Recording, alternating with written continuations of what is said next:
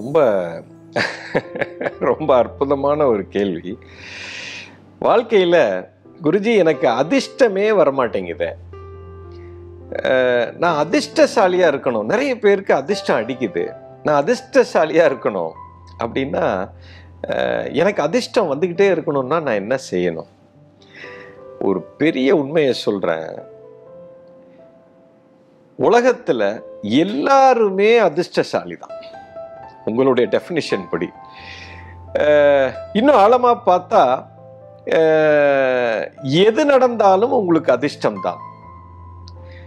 இன்னும் கொஞ்சம் இதை இன்னும் நேர்த்தியாக சொல்ல வேண்டும் என்று சொன்னால், இன்னொரு கோணத்திலிருந்து இதை சொல்லணும்னா, அதிர்ஷ்டம்னு ஒன்று இயற்கையில் அப்படி கிடையாது. இதுவும் சொல்லலாம், இதெல்லாம் நாம உருவாக்குனது. அல்லது உங்களுடைய டெஃபினிஷன் படி பார்த்தா எல்லாமே அதிர்ஷ்டசாலிகள் தான். சரி, என்ன குருஜி ரொம்ப குழப்புறீங்க எங்களை அப்படின்னா, குழப்பத்தை தெளிவுபடுத்துறதுக்காகத்தான் இந்த வார்த்தையை சொல்கிறேன். முதல்ல இந்த அதிர்ஷ்டம்னு நீங்க எதை பார்க்குறீங்க தெரியுமா? இப்போ உங்களுக்கு நீங்க எதையோ ஒன்று எதிர்பார்க்குறீங்க, நீங்க எதிர்பார்த்தது அப்படியே கிடைச்சிருச்சுன்னா அது அதிர்ஷ்டம் இல்லை. நீங்க எதிர்பார்த்ததுக்கு மேல ஏதாவது கிடைச்சா அதிர்ஷ்டம்னு சொல்றோம். கரெக்டா? இப்ப நீங்க இன்னைக்கு எனக்கு 1 லட்சம் ரூபா வரும்னு நினைச்சீங்க, அந்த 1 லட்சம் நீங்க எதிர்பார்த்தீங்க, வந்துருச்சு. இது ஒன்றும் பெரிய அதிர்ஷ்டம் இல்லை. ஆனா நீங்க எதிர்பார்த்தது 1 லட்சம், ஆனா உங்களுக்கு 1 கோடி வந்துச்சுன்னா, ஓ எவ்வளோ பெரிய அதிர்ஷ்டம் அப்பா, நான் நினைச்சே பார்க்கல, பாரு நான் பெரிய அதிர்ஷ்டசாலி அப்படின்னு நீங்க நினைக்கிறீங்க. இப்ப நான் என்ன சொல்றேன், உங்களுக்கு 1 லட்சம் வந்ததும் உங்களுக்கு வரணுங்கிற விதி இருந்ததனால் வந்தது. 1 கோடி வந்ததும் உங்களுக்கு வரணுங்கிற விதி இருந்ததனால் வந்தது. இது ரெண்டுமே நீங்க அதிர்ஷ்டம் தான், அல்லது ரெண்டுமே அதிர்ஷ்டம் இல்லை. இது ரெண்டுமே ஒன்று தான். இயற்கை சட்டப்படி உங்களுக்கு அது நடக்கணும் என்ற விதி இருந்தது, அது நடந்தது. அது நடக்கிறதுனால உங்களை ஒரு உயர்ந்த இடத்துக்கு அது எடுத்து செல்லும். அது இயற்கை சட்டப்படி அது நடக்கும். இப்ப பிரச்சனை என்னன்னா, உங்களுக்கு அந்த இயற்கை சட்டம் புரியல. அதாவது குறிப்பா இன்னும் சொல்லணும்னா, வாழ்க்கையின் முழுமை புரியல. இது கடைசியில எங்க போய் முடிய போகுதுங்கிறது தெரியல. நீங்க ஒரு பகுதியை மட்டுமே பார்த்துட்டு இது அதிர்ஷ்டம், இது அதிர்ஷ்டம் இல்லை அப்படின்னு பாக்குறீங்க. இயற்கையில அப்படிலாம் கிடையாது. உங்களுக்கு ஒரு சின்ன உதாரணம் சொல்றேன், ஒரு கதை சொல்லுகிறேன், உங்களுக்கு தெளிவாக அது புரிஞ்சிடும். ஒரு ஊர்ல ஒரு வயதான ஒரு அற்புதமான ஒரு ஞானி ஒருத்தர் இருந்தார். சரிங்களா? அவருக்கு நல்ல முதிர்ந்தவர், வயசானவர், ஒரு பெரிய ஞானி, மிகப்பெரிய செல்வந்தரும் கூட, பெரிய பணக்காரர். அவர் ஒரு பெரிய ரேஞ்ச் வச்சிருக்கார். ஒரு பெரிய லாயமே வச்சிருக்கிறாரு. நிறைய குதிரைகள் அவரிடத்தில் இருக்குது. அதுல ஒரு குறிப்பிட்ட குதிரை ரொம்ப சிறப்பான குதிரை. ஒரு குதிரைனா அந்த மாதிரி ஒரு குதிரையை நீங்க பார்க்கவே முடியாது. கோடிக்கணக்கில் விலை மதிக்க முடியாத ஒரு பொக்கிஷமான ஒரு குதிரையை அவர் வைத்திருந்தார். அவருக்கு ஒரே பையன். அந்த குதிரையை அவர் பார்த்து அவர் வளர்த்துட்டு வர்றாரு. அந்த ஊர் மக்களே அவரை பார்த்து பொறாமப்படுற அளவுக்கு அந்த குதிரை அப்பேற்பட்ட ஒரு அழகு. குதிரைனாலே பல லட்சங்கள் போகும், பல கோடிகளுக்கும் குதிரை இருக்கிறது. இப்போ ஒரு நாள் திடீர்னு காலையில எந்திரிச்சு, அது ஒரு சின்ன ஊர், திடீர்னு பார்த்தா அவர்கிட்ட இருந்த நிறைய குதிரைகள் இந்த ஒரு குதிரையை காணாமல் போய்விட்டது. காலையில் அவங்க பையன், அங்கே வேலை செய்கிறவங்க எல்லாம் பார்த்துட்டு, ஐயா அந்த மாதிரி குதிரை நம்ம அந்த குறிப்பிட்ட அந்த குதிரையை மட்டும் காணாமல் போயிடுச்சு அப்படின்னு பதட்டத்தோடு சொல்கிறார். சொன்ன உடனே ஊர் மக்களும், பார்ப்பா அவன் ரொம்ப அதிர்ஷ்டக்காரன், அவங்ககிட்ட அந்த ஒரு குதிரை உலகத்தில் யாருக்கும் கிடைக்காத குதிரை அவங்ககிட்ட இருக்குன்னு நினச்சிட்டு இருந்தவங்க எல்லாம், பாரு அந்த குதிரை காணாமல் போயிடுச்சு, யாரோ ஒருத்தன் திருடிட்டு போயிட்டான், உண்மையிலேயே அவர் ரொம்ப ஏமாற்றத்துக்குள்ளாயிட்டார், அவர் வாழ்க்கையே போச்சே அப்படின்னு ஊர் மக்கள்லாம் பேசிகிட்டு இருக்கிறாங்க. அப்போது வேலை செய்கிறவங்களும் பதட்டத்தோட முதலாளிகிட்ட ஐயா அந்த மாதிரி அந்த குதிரை காணோம். அப்படியா, ரொம்ப சந்தோஷம், நான் ரொம்ப அதிர்ஷ்டக்காரன்ப்பா, உங்களுக்கு தெரியாது அப்படின்னு. என்ன இவர் லூசு மாதிரி பேசுகிறாரு, நான் ரொம்ப அதிர்ஷ்டக்காரன்னு சொல்கிறாரு அப்படின்னு சொல்லிட்டு, அதை பற்றி நான் கவலைப்படலை, அது நடந்தது நன்றாகவே நடந்திருக்கிறது, எனக்கு நல்லது தான் நடக்கும் அப்படின்னு அவர் ரொம்ப சந்தோஷமாக இருந்தார். அப்புறம் ஒரு வாரம் போச்சு, 10 நாள் போச்சு. அதுக்கப்புறம் பார்த்தா திடீர்னு ஒரு நாள் காலையில் அந்த தொலைந்து போன குதிரை அதோட குடும்பத்தை சேர்த்து ஒரு 4 குதிரையை கூட்டிட்டு இவரோட லாயத்துக்கே வந்துருச்சு. அடாடா கண்ணா, நீ உன் குடும்பத்தை கூட்டிட்டு வர்றதுக்கு தான் நீ போனையா அப்படின்னு பார்த்தா, அந்த பொக்கிஷமான குதிரை தன் குடும்பத்தில் உள்ள இன்னொரு 4 குதிரையை சேர்த்து அழைச்சிட்டு வந்த உடனே பார்த்த உடனே வேலைக்காரங்க ஊர்க்காரங்கெல்லாம், ஆமா ஐயா, நான் இவர் ஏமாந்துட்டாருன்னு நினைச்சோம், இவன் பெரிய அதிர்ஷ்டக்காரன்யா, இவனை மாதிரி ஒரு அதிர்ஷ்டக்காரன் பார்க்கவே முடியாது அப்படின்னு ரொம்ப பெருமையாக பேசினாங்க. இப்படி ஒரு சம்பவம் நடந்தது தெரியாமல் நம்ம தான் முட்டாள்தனமாக பேசிட்டோம் அப்படின்னு இது பண்ணிட்டு இருக்கும்போது அந்த பெரிய மனிதர் சொன்னார், அதாவது இப்பவும் நான் இதை பெருமையாக பார்க்கவில்லை, இதுவும் நன்றாகத்தான் நடந்திருக்கிறது. இது எனக்கு பெருசா அதிர்ஷ்டம்னு சொல்ல வேண்டாம், இது நஷ்டம்னு நான் சொல்லவில்லை, இப்பொழுது இது நடந்திருக்கிறது அப்படின்னு அவர் அமைதியாக இருந்தார்.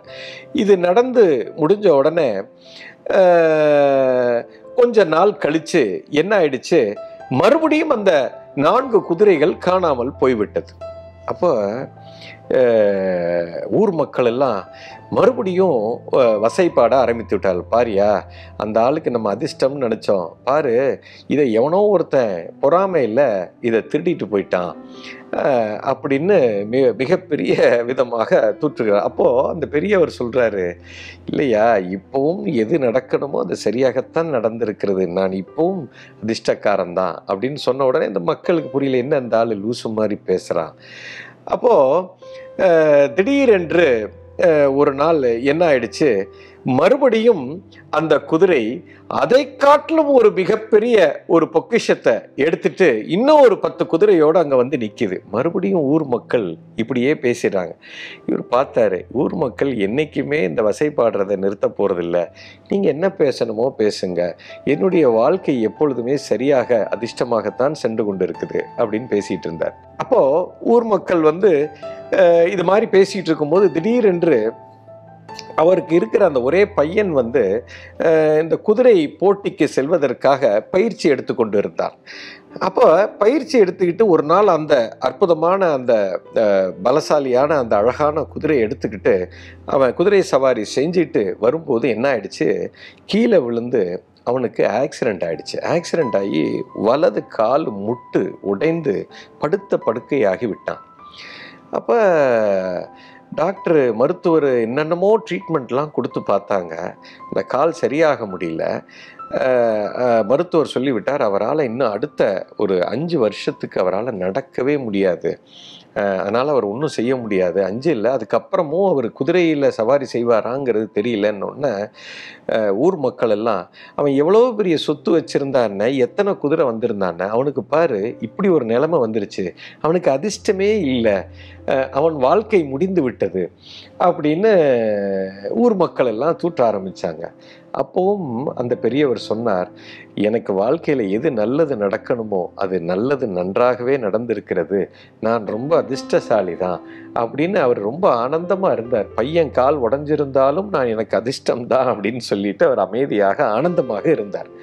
இந்த சம்பவம் நடந்து ஒரு 6 மாதம் கழித்து அந்த நாட்டில் ஒரு பெரிய ஒரு போர் நடக்கக்கூடிய ஒரு சூழ்நிலை, பக்கத்து நாட்டுக்கும் அண்டை நாட்டுக்கும் அதற்கும் ஒரு சண்டை போர் உருவாகிற ஒரு சூழல் உருவாச்சு. அப்போது அந்த நாட்டில் இருக்கிற ஒரு சட்டம் என்னன்னா, இந்த மாதிரி போர்க்காலத்தில் வந்தால் அந்த நாட்டில் இருக்கிற இளைஞர்கள் எல்லாருமே தான் வீட்டில் எந்த குடும்பத்தில் இளைஞர்கள் இருந்தாலும் அவர்கள்லாம் போருக்கு வரணுங்கிற ஒரு சட்டம் இருக்கிறது. அப்போ அந்த ஊர் மக்களில் இருக்கக்கூடிய அத்தனை பிள்ளைங்களும் தான் பிள்ளைங்களை போருக்கு அனுப்பியே ஆக வேண்டும். ஸோ ஊரில் இருக்கிற அத்தனை பசங்களும் போருக்காக போயிட்டாங்க. ஆனால் இந்த பையன் கால் உடஞ்சி வீட்டில் இருக்கிறான். அப்போ ஊர் மக்கள் எல்லாம் பார்த்துட்டு, டேய் இவன் பெரிய அதிர்ஷ்டசாலிப்பா, பாரியா நம்ம கால் உடைஞ்சு போச்சேன்னு நினச்சோம், இப்போ நம்ம பிள்ளைங்கள்லாம் போருக்கு போகுது, அந்த பிள்ளைய போருக்கு அனுப்ப வேண்டிய அவசியம் இல்லை, ஏன்னா அரசாங்கம் இந்த மாதிரி உடலில் பிரச்சனை இருந்தால் அவங்க வரணுங்கிற அவசியம் இல்லை, பாருங்கள் நம்ம பசங்கள்லாம் நாளைக்கு போருக்கு போயிட்டு உசுரோட திரும்புவானா என்னன்னு தெரியல, ஆனால் இவருக்கு கால் உடைஞ்சாலும் தனக்குன்னு ஒரு வாரிசு பையன் சாக மாட்டான், இவர் கூட எப்பயுமே இருப்பான், பாரு உண்மையிலே அதிர்ஷ்டசாலி தான். நம்ம அன்னைக்கு சொல்லும்போது கூட அவர் ஆனந்தமாக இருந்தார், இப்போ தான் நமக்கு புரியுது, இப்போ அவன் கால் நல்லா இருந்திருந்தா அவன் போருக்கு போயே இருக்க வேணும், பையனை இழந்திருப்பார், அவன் பெரிய அதிர்ஷ்டசாலி. பெரியவர் சொன்னார், என் வாழ்க்கையில் நான் என்ன நடந்தாலும் உங்களுக்கு புரிய போகிறதில்ல, இது சரியா தப்பா, இது எனக்கு அதிர்ஷ்டமா இல்லையா தெரியல, நாளை என்ன நடக்க போகிறது யாருக்குமே தெரியாது, எதை நீ அதிர்ஷ்டம் என்று சொல்கிறாய், எதை நீ அதிர்ஷ்டம் இல்லைன்னு சொல்கிறாய், எல்லாமே சரியாகத்தான் நடக்கிறது. அதாவது வாழ்க்கையின் முழுமை தான் ஒரு மனிதனின் நல்லது கெட்டது அதிர்ஷ்டம் துரதிர்ஷ்டம்ங்கிறத முடிவு பண்ணும். இன்னைக்கு இருக்கிற காலகட்டத்தில் ஒவ்வொரு கணமும் உன் கர்மவினைப்படி சரியாகத்தான் நடக்கும். எது நடந்தாலும், அது லாஸாக இருந்தாலும் சரி, அது ப்ராஃபிட்டாக இருந்தாலும் சரி, இது உங்கள் மனநிலையில தான் அந்த பிரிவினை இருக்கே தவிர, வாழ்க்கையை பொறுத்த வரைக்கும் எதுவும் நஷ்டமோ லாபமோ அதிர்ஷ்டமோ துரதிர்ஷ்டமோ கிடையாது. இது மனிதனின் ஜட்ஜ்மெண்ட்டில் தான் இது எல்லாமே இருக்கிறது. உங்களுக்கு நடக்கிற ஒவ்வொரு நல்ல விஷயமும் சரி, ஒவ்வொரு கெட்ட விஷயமும் சரி, இது நல்லது கெட்டதுன்னு உங்கள் மைண்டு தாங்க பார்க்குது. ஆனால் இயற்கையில் அப்படி கிடையவே கிடையாது. என்ன இன்னொரு சின்ன கதை சொல்கிறேன், இந்த கணத்தில் தோணுகிறது இன்னொரு கதை. ரோட்டில் நானும் ஒரு நண்பனும் சென்று கொண்டிருக்கிறோம். இது ஒரு கதை, ஓகே, கற்பனை கதைன்னு வச்சுக்கோங்க. அப்போ என் நண்பனிடத்தில் கேட்குறேன், அவன் சொல்கிறான், நான் வாழ்க்கையில் அதிர்ஷ்டசாலியா என்ன அப்படின்னு என்னிடத்தில் கேட்கும்போது, நீ எப்பொழுதுமே அதிர்ஷ்டசாலி தான்டான்னு நான் சொல்லுவேன். சொல்லிவிட்டு நான் அந்த பக்கம் போகிறேன். நான் அந்த பக்கம் கொஞ்சம் நகர்ந்து போன உடனே என் நண்பன் அந்த நடந்து கொண்டிருந்த பிளாட்ஃபார்ம்லேருந்து ரோடை கிராஸ் பண்ணுறான்.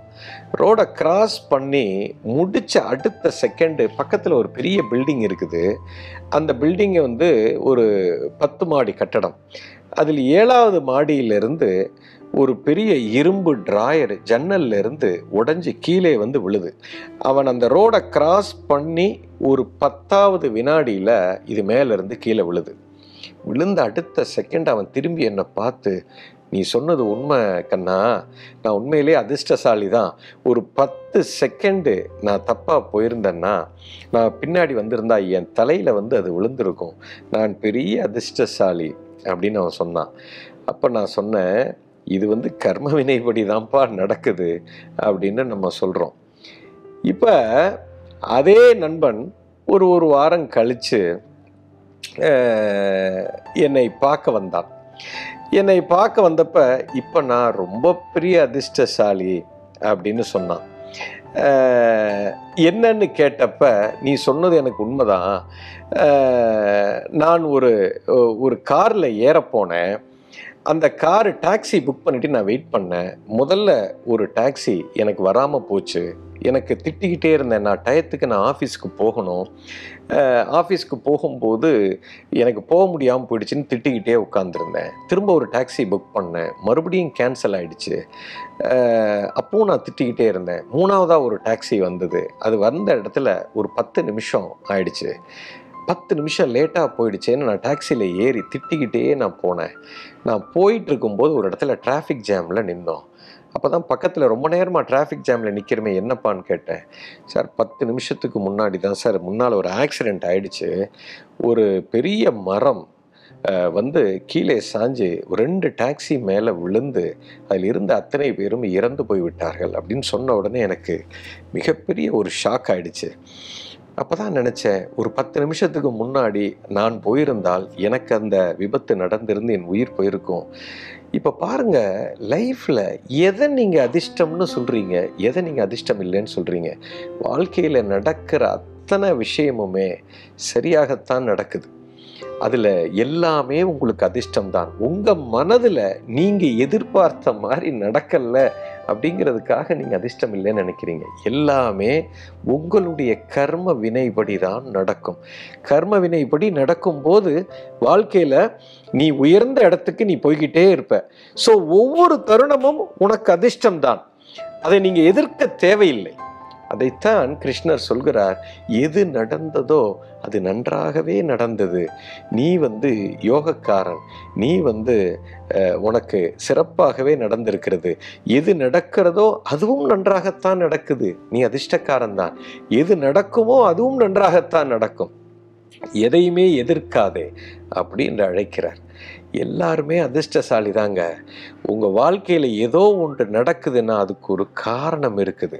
அதை காரணத்தை தேடுங்க, உங்களுக்கு விடை கிடைக்கும். உங்களுக்கு எல்லாமே புரியும். எது நடந்தாலும் சரி, எது நடக்கலைன்னாலும் நீங்கள் அதிர்ஷ்டசாலி தான்.